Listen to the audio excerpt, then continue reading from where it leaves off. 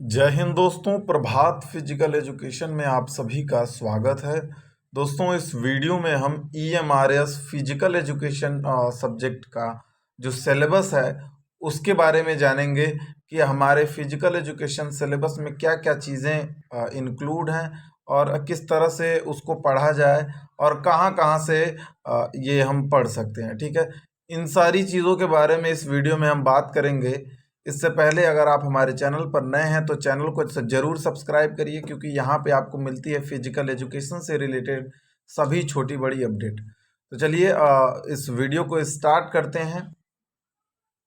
Syllabus of physical education teacher, हम लोगों के जो ये सिलेबस है वो आपका डिवाइड है 6 पार्ट में, यानी कि 6 पार्ट में आपका 6 यूनिट आप कह सकते हैं। 6 यूनिट में आपको ये चीज़ डिवाइड है और 3 पार्ट में डिवाइड है। ठीक है, ये चीज़ आप देख सकते हैं, पार्ट 1, पार्ट बी और पार्ट सी, ये 3 पार्ट में डिवाइड है। ठीक है, पहली जो हमारी यूनिट है वो है concept of physical education. Concept of physical education में हमें उसकी हिस्ट्री, बाकी जो स्पार्टा काल है, बाकी आपका जो एथेनियन काल है, वो सारी चीज़ों के बारे में हमको बहुत अच्छे तरीके से पढ़ना पड़ेगा। इसमें आपको हिस्ट्री, उसका एम और उसका जो फिजिकल एजुकेशन के मॉडर्न कंसेप्ट हैं उनको, इसमें आपका ओलंपिक भी आ जाएगा, इसी में आपका ओलंपिक भी आ जाएगा। बाकी नीड एंड इम्पोर्टेंस, क्यों उसकी फिजिकल एजुकेशन की ज़रूरत है ये, उसके बाद इम्पोर्टेंस क्या है फिजिकल एजुकेशन का, and then place of physical education in the total education process, यानी कि एजुकेशन में हम लोगों के फिजिकल एजुकेशन का क्या स्थान है। ठीक है, ये हमें जानने की ज़रूरत है। तो कॉन्सेप्ट ऑफ फिजिकल एजुकेशन में आपका ओलंपिक सब आ जाएगा और उसके हिस्ट्री आ जाएंगे। जो भी आपके हिस्ट्री हैं वो उसको अच्छे तरीके से आपको पढ़ना पड़ेगा। और हिस्ट्री में आपको पढ़ते टाइम ये ध्यान देना है कि फैक्ट एक भी आपसे छूटने नहीं चाहिए, क्योंकि फैक्ट छूटेगा तो फिर प्रॉब्लम होगी। कि फैक्ट का कोई वो नहीं होता है, शॉर्टकट नहीं होता है, उसको रटना ही पड़ता है। सेकेंड की अगर हम बात करें, पार्ट 1 के जो सेकेंड यूनिट है उसमें हम बात करें तो physiological aspect of physical education. Physiological aspect of physical education में हमें बेसिकली पढ़ना यही है, बहुत कम है, क्योंकि हमको जब हम एक्सरसाइज करते हैं उस टाइम हमारे मस्कुलर सिस्टम पर क्या इफेक्ट पड़ता है, हमारे सर्कुलेटरी सिस्टम पर क्या इफेक्ट पड़ता है, हमारे रेस्पिरेटरी सिस्टम पर क्या इफेक्ट पड़ता है और डाइजेस्टिव सिस्टम पर क्या इफेक्ट पड़ता है। बेसिकली मैं आप लोगों को अच्छे तरीके से बता दे रहा हूँ कि जो ये 4 सिस्टम आपको दिया गया है, ये मतलब मिनिमाइज कर दिया है। अब इससे ये डिसाइड हो चुका है कि आपको नर्वस सिस्टम नहीं पढ़ना इस सिलेबस के लिए। बाकी अगर आप D++ बाकी और अदर NVS की अगर तैयारी करें तो आपको पढ़ना पड़ेगा, लेकिन इसके लिए आपको नर्वस सिस्टम नहीं पढ़ना। तो सिलेबस का यही मतलब होता है कि आप एक मिनिमाइज हो जाता है सारी चीज़ें, और एक एक टॉपिक वाइज आप टिक लगा करके अपने तैयारी को बहुत अच्छे तरीके से कम एफर्ट के साथ ज़्यादा रेवेन्यू पा सकते हैं।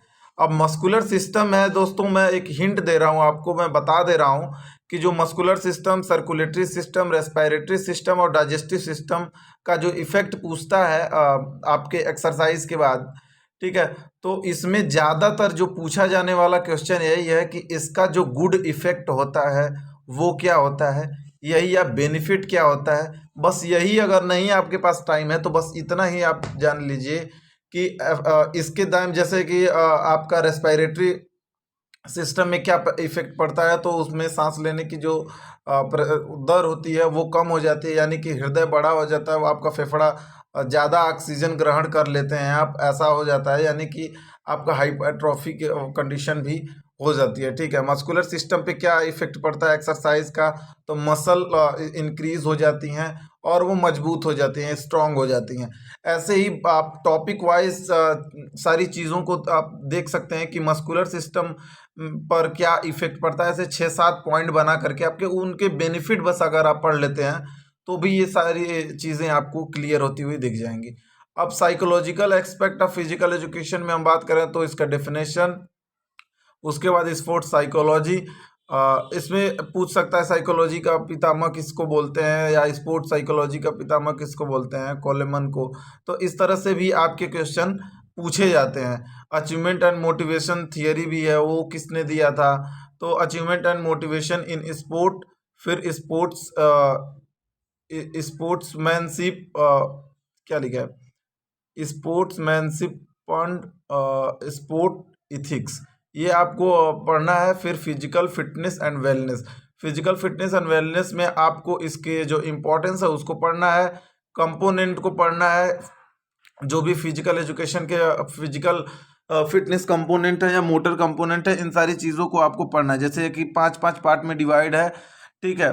उसका भी मैंने ट्रिक बना करके आप लोगों को बता दिया है। जो लोग नहीं देखे हैं वो जा करके मिशन टीजीटी पीजीटी प्लेलिस्ट में देख सकते हैं। मैंने बहुत अच्छे तरीके से बताया आपको, जो आपके फिजिकल एजुकेशन में आपके फिजिकल कंपोनेंट है और मोटर कंपोनेंट है, इनको याद करने के ट्रिक।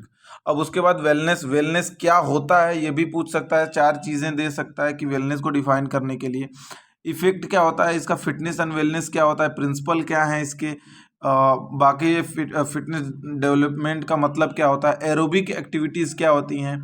ये एग्जाम्पल में भी पूछ सकता है कि एरोबिक एक्टिविटीज़ कौन सी हैं, जॉगिंग है कि नहीं है, साइकिलिंग है कि नहीं है, कैलेस्थेनिक है कि नहीं है, ठीक है। रिदमिक एक्सरसाइज पूछेगा, ठीक है। यानी कि इसमें अगर सर्किट ट्रेनिंग, आपका एक ट्रेनिंग भी यहाँ पे दिया हुआ है तो सर्किट ट्रेनिंग का पूछ सकता है, बस आविष्कार किसने किया था, ठीक है, ये भी पूछ सकता है आपका। तो और सर्किट ट्रेनिंग का आपको कॉन्सेप्ट भी थोड़ा सा पढ़ के जाना पड़ेगा, क्योंकि कभी कभी ऐसा होता है अगर कॉन्सेप्ट में पूछना होगा तो आपको 3-4 ऐसे दे देगा कि सर्किट ट्रेनिंग के अंतर्गत क्या क्या चीज़ें सही हैं क्या गलत हैं, ठीक है। या तो पूछ सकता है क्या सही है, या तो पूछ सकता है क्या गलत है, ये आपको ध्यान देना। फिर उसी तरह से ट्रेनिंग मेथड में सारी चीज़ें आपको फार्टलैग मेथड और जो भी चीज़ें हैं, यानी कि स्ट्रेंथ है, एंड्योरेंस है, इन सारी चीज़ों को डेवलप करने के लिए ज़्यादातर, अगर ट्रेनिंग मेथड से बात करें तो ज़्यादातर आपको इसी तरह से पूछा जाता है। और बाकी वार्मिंग अप का प्रयोग क्यों करते हैं, क्या यूजेस है, उसका फ़ायदा क्या होता है, लैम्बरिंग डाउन का फ़ायदा क्या होता है, हमारे ओवरऑल डेवलपमेंट में क्या कुछ इफेक्ट उसका पड़ता है, वो आपसे ज़्यादातर पूछा जाता है। फिर आपका आता है sociology aspect of physical education, इसके बारे में भी आपको इसके इम्पोर्टेंस, बेसिक चीज़ें आपको इस सिलेबस में देखने को मिल रहा है। बेसिक बेसिक चीज़ें आप अगर चाहें, जो लोग पहले से तैयारी कर रहे हैं वो इसे 2 दिन के अंदर ही रिवाइज कर सकते हैं एक दफ़ा, अगर करना चाहें तो। बाकी जो लोग नए हैं उनको तो मतलब स्टार्टिंग से अच्छे तरीके से पढ़ना पड़ेगा।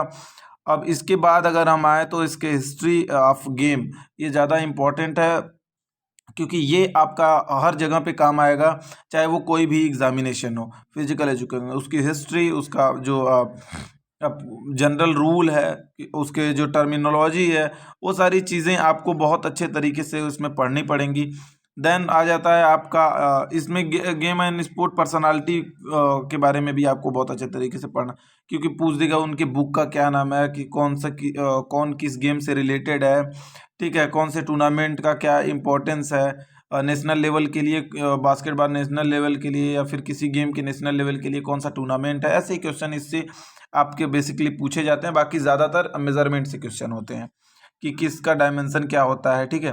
हेल्थ एजुकेशन में आपको वही बेसिक सी चीज़ें पढ़नी है, उसके इम्पोर्टेंस, उसके बाद ऑब्जेक्टिव क्या क्या होती हैं, ये सारी चीज़ें आपको बहुत अच्छे तरीके से पढ़नी है। फैमिली एंड कम्युनिटी में क्या क्या इसके इफेक्ट हैं, ठीक है।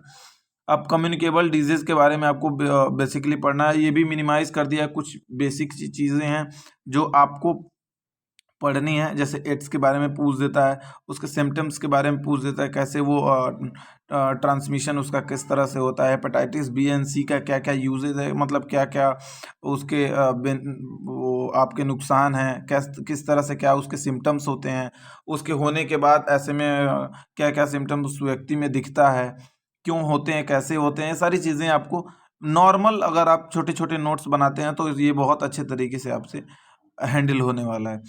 उसके बाद आपका हेल्थ प्रॉब्लम में आ जाएगा कंटेम्पररी हेल्थ प्रॉब्लम। उसके बाद हेल्थफुल लिविंग में आ जाएगा आपका जो जनरल चीज़ें हैं, आप देख सकते हैं, स्कोप ऑफ इन्वायरमेंट का क्या रूल होता है, यूज़ होता है, क्या क्या चीज़ें इन्वायरमेंट इफ़ेक्ट करती हैं हमारे लाइफ स्टाइल को। फिर उसके बाद आ जाता है during leisure time activity recreation and sport, हम अपने लेज़र टाइम में कौन कौन सी एक्टिविटीज़ को कर सकते हैं, उसका क्या रोल होता है, इंपॉर्टेंस क्या होते हैं उसके, ये पूछा जाता है बेसिकली। फैमिली हेल्थ एजुकेशन में आप देख सकते हैं उसके नीड, प्रॉब्लम, एडोलेसेंस जो हमारे किशोरावस्था होती है उसमें क्या क्या उसके जो लक्षण होते हैं, कौन कौन से लक्षण होते हैं, बॉडी में अगर कोई डिफरेंसेस आते हैं तो वो कौन कौन से आते हैं, ये आपको बेसिकली पढ़ना पड़ेगा। ह्यूमन रिप्रोडक्टिव सिस्टम के बारे में आपको पढ़ना पड़ेगा। मेंसुरेशन साइकिल के बारे में आप एक बार देख लीजिएगा कि मेंसुरेशन साइकिल किस तरह से होता है, कितने दिन का होता है, कुछ भी पूछ सकता है इसमें। जैसे कि आपका KVS में पूछ दिया था ल्यूटियल फेज, मतलब फर्स्ट फेज कौन सा होगा, सेकेंड फेज कौन सा होगा, थर्ड फेज क्या होगा, कितने दिन का होगा, ये भी पूछ सकता है। ओवरऑल कितने दिन का होता है, ठीक है, तो ये आपको पढ़ना पड़ेगा। बाकी soft tissue injury, sprain strain, bone injury and joint injury, इसके बारे में भी मैं आप लोगों को बता चुका हूँ, आप जा कर के देख सकते हैं, बहुत अच्छे तरीके से मैंने बताया है। मिलते हैं नेक्स्ट वीडियो में, तब तक के लिए जय हिंद। और वीडियो पसंद आए तो लाइक ज़रूर करना, अपने दोस्तों में शेयर करना, और इस चैनल को ज़रूर सब्सक्राइब करके रखिए क्योंकि यहाँ पे आपको मिलती है सारी छोटी बड़ी अपडेट। जय हिंद, मिलते हैं नेक्स्ट वीडियो में, तब तक के लिए धन्यवाद।